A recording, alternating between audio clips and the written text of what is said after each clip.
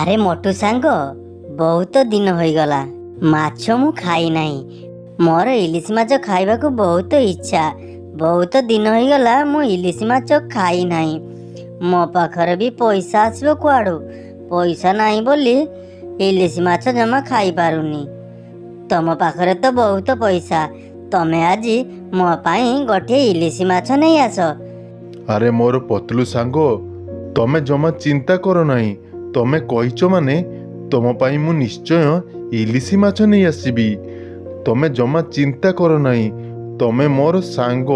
ତମେ ଯେତେବେଳେ ଏଇ କଥା କହିଛ, ତମ କଥାକୁ ମୁଁ ଏଡ଼େଇ ପାରିବି? ତମେ କୁହ ତ ଥରେ। ମୁଁ ଟିକେ କାମରେ ବାହାରକୁ ଯାଉଛି। ହାଟକୁ ଗଲେ ଅବଶ୍ୟ ତମ ପାଇଁ ଇଲିଶି ମାଛ ନେଇ ଆସିବି। ତାପରେ ମୋଟୁ ସେଠାରୁ ଚାଲିଗଲା। ତାପରେ ମୋଟୁ ତାର କାମ ସାରି ହାଟ ଆଡ଼କୁ ଚାଲିଲା। ହାଟକୁ ଗଲା ଆଉ ହାଟରୁ ଗୋଟିଏ ଇଲିଶି ମାଛ କିଣିଲା।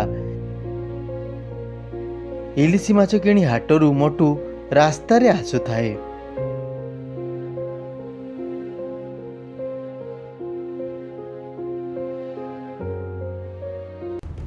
ମୋଟୁ ଆସୁ ଆସୁ ରାସ୍ତାରେ ରାତି ହୋଇଗଲା। ରାସ୍ତାରେ ଗୋଟିଏ ଜଙ୍ଗଲ ପଡ଼ିଲା। ମୋଟୁ ସେଇ ଜଙ୍ଗଲ ଦେଇ ଆସୁଥାଏ। ମୋଟୁ ଆସୁଥିବା ଜଙ୍ଗଲରେ ଗୋଟିଏ ଗଛରେ ଗୋଟିଏ ପିଶାଚିନି ବସିଥାଏ। ତାପରେ ପିଶାଚିନି ମୋଟୁକୁ ଦେଖି ମୋଟୁ ଆଡ଼କୁ ଆସିଲା। ଆଉ ମୋଟୁ ଆଶ୍ଚର୍ଯ୍ୟ ହୋଇଗଲା। ଆଉ ମୋଟୁ ହାତରେ ଥିବା ଇଲିଶି ମାଛ ଦେଖି ବହୁତ ଖୁସି ହୋଇଗଲା।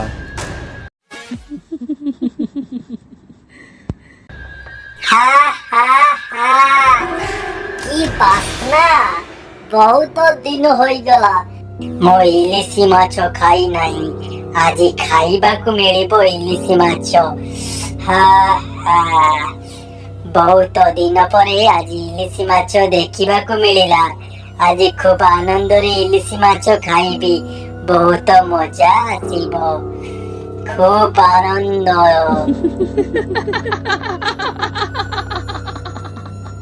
ଏଇ ମୋଟୁ ପାଖରୁ ଯେମିତି ହଉ ମୁଁ ଏ ମାଛ ଛଡ଼େଇ ଖାଇବି।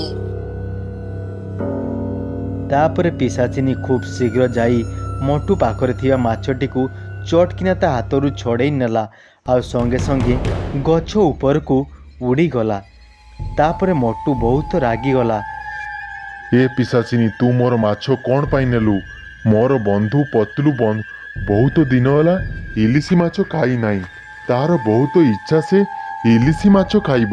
ମୁଁ ତା ପାଇଁ ନେଇ ଯାଉଛି। ସେ ତା ଘରେ ମୋତେ ଅପେକ୍ଷା କରିଥିବ। ତମେ ମୋର ଇଲିଶି ମାଛ ଦେଇଦିଅ, ନହେଲେ ଭଲ ହେବନି କହିଦଉଛି। ଆରେ ତୁ ତ ବହୁତ ଭଲ କଥା କହୁଛୁ। ମୁଁ ପୁଣି ତତେ ଇଲିଶି ମାଛ ଫେରେଇ ଦେବି? ଏଇଟା କେମିତି ସମ୍ଭବ?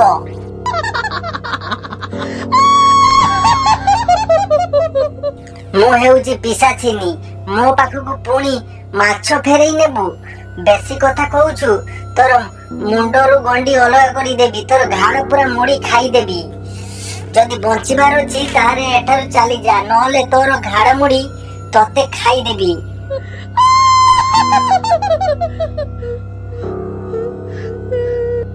ମୋଟୁ ଆଉ କିଛି ଉପାୟ ନ ପାଇ ସେଠାରୁ ଚାଲିଗଲା।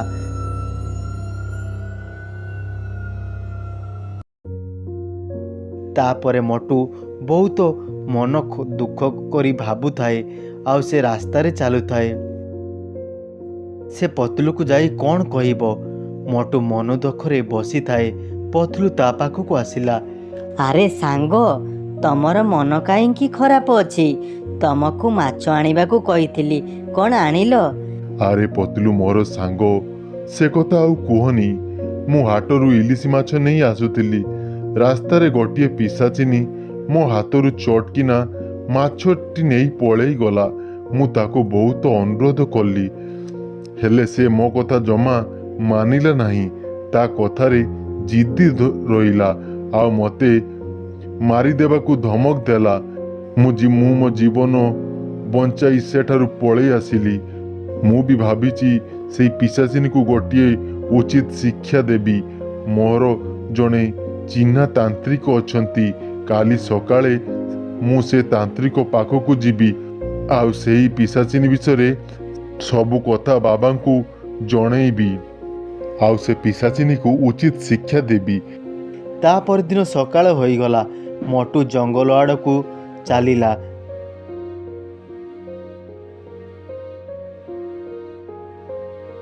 ଜଙ୍ଗଲ ଭିତରେ ମଟୁ ସହିତ ସେଇ ସାଧୁ ବାବା ଦେଖା ହେଲେ।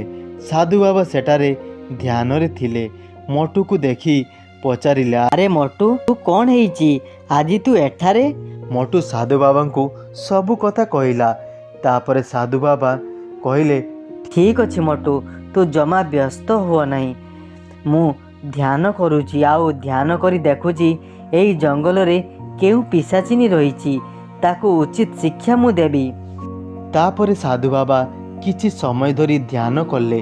ଆଉ କିଛି ସମୟ ଧ୍ୟାନ କରିବା ପରେ ସାଧୁ ବାବା ମଟୁକୁ କହିଲେ, ଆରେ ସେଇ ପିଶାଚିନୀଟା ବହୁତ ଶକ୍ତିଶାଳୀ। ତାକୁ ମାରିବା ବହୁତ କଷ୍ଟ। ତଥାପି ତମେ ଏହି ଜଳ ନିଅ। ମୁଁ ତୁମକୁ ଜଳ ଦେଉଛି, ନିଅ। ଜଳକୁ ମାଛ ଭିତରେ ରଖିଦେଇ ଆଉ ସେ ପିଶାଚିନୀକୁ ଦେଇଦେବ। ଆଉ ସେ ଏହା ଖାଇବା ପରେ ତାର ସବୁଦିନ ପାଇଁ କାମ ଶେଷ।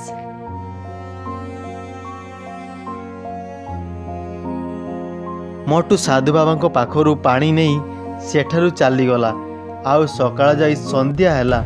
ମଟୁ ସେଇ ଇଲିଶି ମାଛ ଭିତରେ ପାଣି ପୂରେଇ ଜଙ୍ଗଲ ଆଡ଼କୁ ଗଲା, ଯେଉଁଠାରେ ସେଇ ପିଶାଚିନୀ ରହୁଥାଏ। ଆରେ ପିଶାଚିନୀ, କୁଆଡ଼େ ଗଲୁ? ଆସିଲୁ ଶୀଘ୍ର। ଦେଖ ପିଶାଚିନୀ, ତୋର କଷ୍ଟ ଦେଖି ମୋତେ ଠିକ୍ ଲାଗିଲାନି।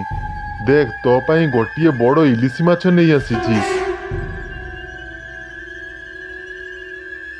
ଆରେ ବା ମଟୁ, ତତେ ତ ମୁଁ କ'ଣ ଭାବିଥିଲି, ତୁ ସତରେ କ'ଣ?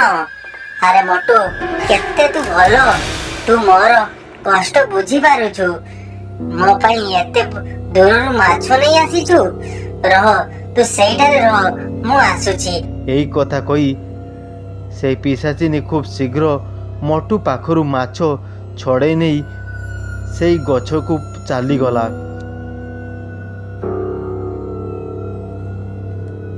ଆଉ ତାକୁ ଖାଇଲା। ତାର ପେଟ କେମିତି ହେଲା ଆଉ ତା ପେଟ ପୁରା ଜଳିଗଲା। ଆରେ ମଟୁ, ମତେ କ'ଣ ଖାଇବାକୁ ଦେଲୁ? ମୋର ପେଟ ପୁରା ଜଳିଗଲା, ପୋଡ଼ିଗଲା। ମତେ ବଞ୍ଚାଅ, ମୁଁ ମରିଗଲି। ଏମିତି ପିଶାଚିନୀ ପାଟି କରି କରି ଗଛ ଉପରୁ ତଳୁ ପଡ଼ିଗଲା ଆଉ ସେ ଜଳିଗଲା। କିଛି ସମୟ ପରେ ମଟୁ କହିଲା, ପିଶାଚିନୀ, ତତେ ମୁଁ ଉଚିତ ଶିକ୍ଷା ଦେଲି। ତୁ ଏଇ ଗାଁର ଲୋକମାନଙ୍କୁ ମାଛ ଖାଇବାକୁ ଦେଉନଥିଲୁ। ଏବେ ତୁ ମଲୁ। ଏବେ ଏଇ ଗ୍ରାମରେ ଲୋକମାନଙ୍କର କୌଣସି ସମସ୍ୟା ନାହିଁ। ତାପରେ ମଟୁ ତା ପରଦିନ ହାଟକୁ ଗଲା ଆଉ ଗୋଟିଏ ଇଲିଶି ମାଛ ଆଣି ପତଲୁକୁ ଖାଇବାକୁ ଦେଲା। ମଟୁ ପତଲୁର ଯୋଡ଼ି ଖୁବ୍ ଜମିଲା।